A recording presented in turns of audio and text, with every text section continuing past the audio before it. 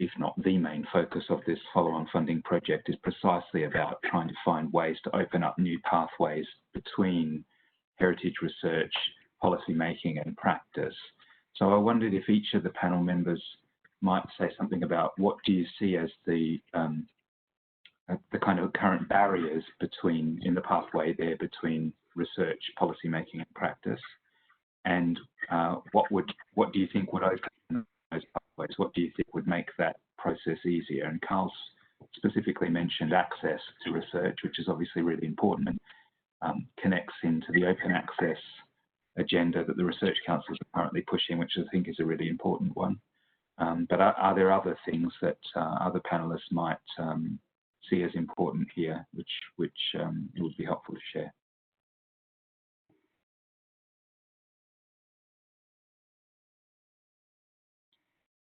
I can have a. Oh, there's somebody else. No, it's all right. You go ahead. I'll have a quick stab at that question. Thank you, Rodney. I think one of the really key things is ensuring, and I think that this is precisely what events like this are about, ensuring that research has got tangible recommendations and outputs that are understandable and relevant to policy making is absolutely key. And I think that policymakers there have a duty themselves to kind of make it very clear and feedback where what kind of recommendations they're seeking. And I think there's also the importance of events like this in actually being able to open that discussion and that collaboration to really hear about what the key questions are that the policymakers are thinking about compared to what key and upcoming research is available. And we, within our climate change adaptation team, we have an evidence team as well, who kind of act as the sort of middleman between the policy and the evidence. And they work closely with the Met Office Hadley Centre, as well as the Committee on Climate Change, to make sure that the kind of climate science that we're seeing and the projections that we're seeing have got tangible risks that we can identify. And as Caitlin very astutely put within her talk, she was talking about the importance of triaging and knowing when to let things go, as opposed and which things actually really do need to be safeguarded and prioritized. And so having that kind of events like this, as well as teams within government that kind of act, whether that be embedded scientific advice, embedded economic advice, and those key kind of cross-sectional linkages between policy and research are absolutely key. I don't know whether that answered the question at all. I hope it did. I would, but from my point of view, I would say a lot of it, from a planning point of view, a lot of it comes down to capacity. When I worked in local government, you're very much, you're working on the massive pile of applications that's on your desk or getting the local plan out. And I think us in national government need to recognise that and become better at translating research into good practical guidance that can be used and immediately reacts to what people need on the ground.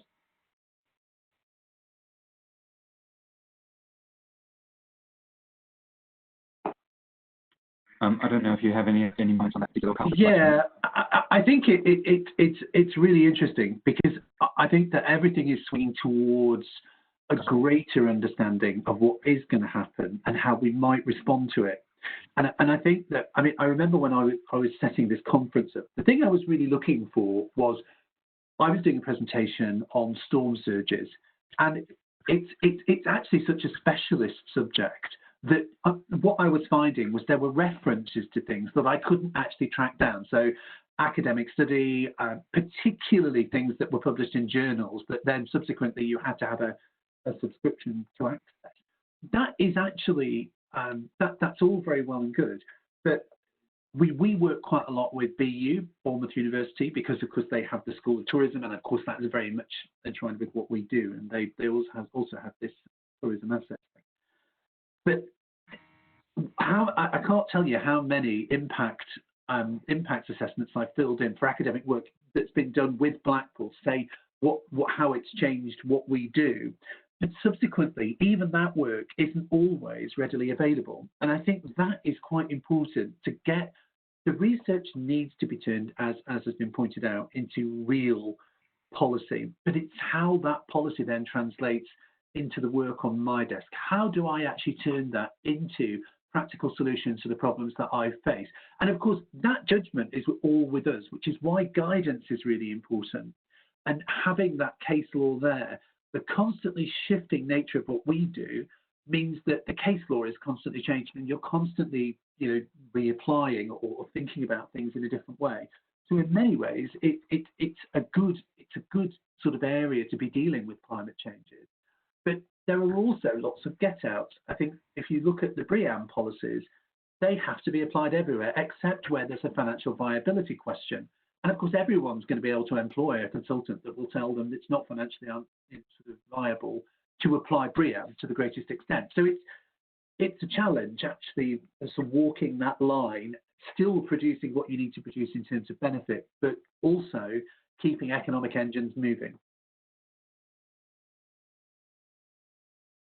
Okay, thanks, Carl. That's really helpful. So the next question I thought I would put to the panel from those that were put from the group of participants is coming back, I guess, to a question that was flagged earlier around language and the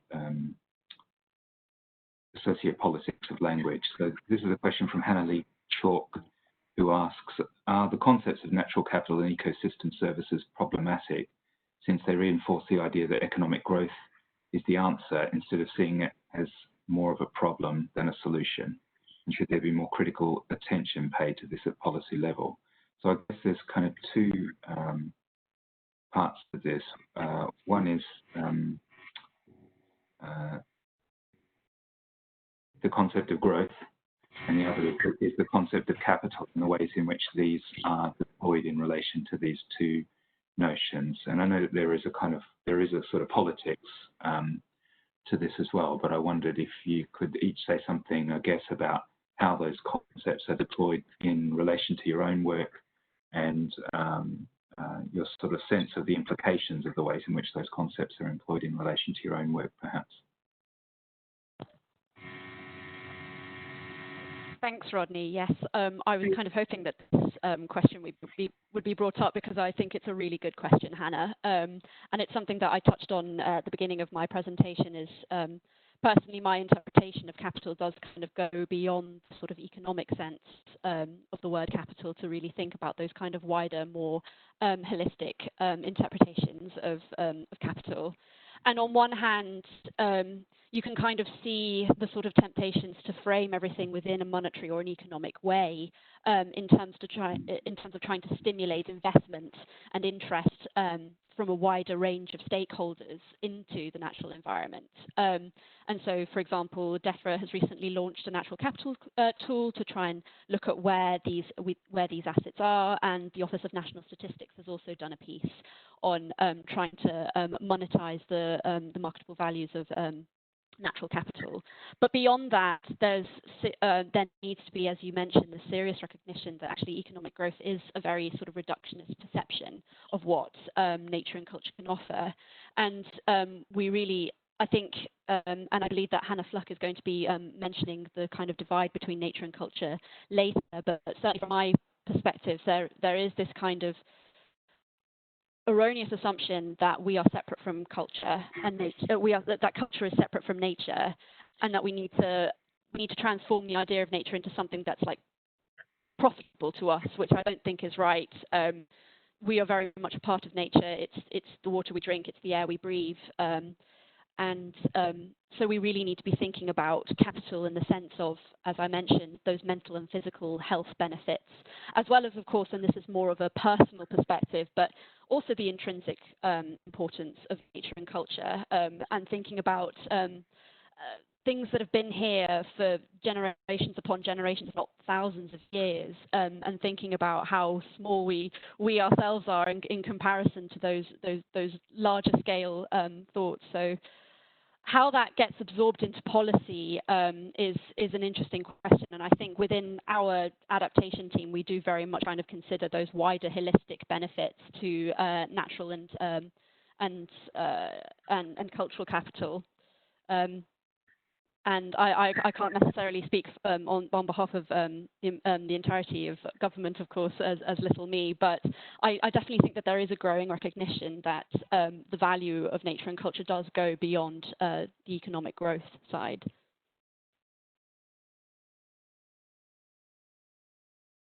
Victoria? Can I add to that? That I would totally dodge the political element of that question, but I would just say that the current approach isn't working. And I think in an ideal world, we would just value everything for its own intrinsic value. But from a planning point of view, as I said in my talk, the development is the biggest cause of deforestation in this country, and I hope that biodiversity net gain will empower local government. It makes it a little bit more black and white, and embeds it in it should embed it in the process to make it more straightforward.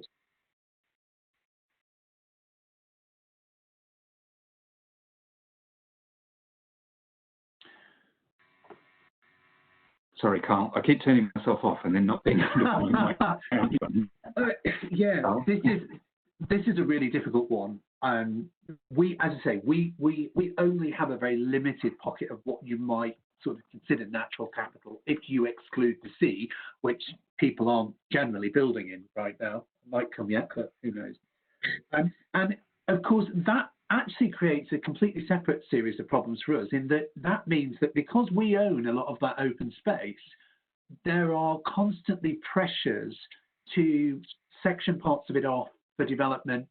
And there is, I'm going to be really controversial here and talk about this, because at the moment, part of this big 256-acre site that is our main park has currently, there's a move to sell a slice of that off for development as a leisure development and holiday chalets. And of course, it's been locally incredibly controversial, even though the money that will be made from that is not being dropped into some pot centrally at the council. It is to be used to invest in another part of that park where investment hasn't been possible because the free cash hasn't been there. So without sort of saying it's right or wrong, we are likely to lose a section of what little natural capital we have if this goes through. And that, I think, is a situation faced by a lot of local authorities. The land that they own, their disposable land, is usually something that is controversial because most of it's been developed on before now if it isn't.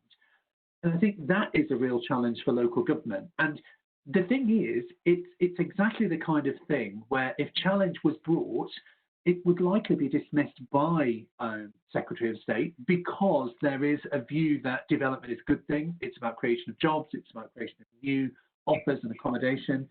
It is very challenging. I think it would be really good to see that focus change at the centre so that there could be, potentially, with the pressure was off local authorities to do that, but equally, communities are more supported in any move to prevent it. Okay, that's great. Thanks, Carl. So I think we're running slightly behind time, so I think I'm going to cut us off there, but I'd like to thank all of the speakers for this morning's session. I'm going to give us a 5-minute break, so we'll be back on with the next speaker at 11:50. But thank you all very much for taking part in the panel. Thank you.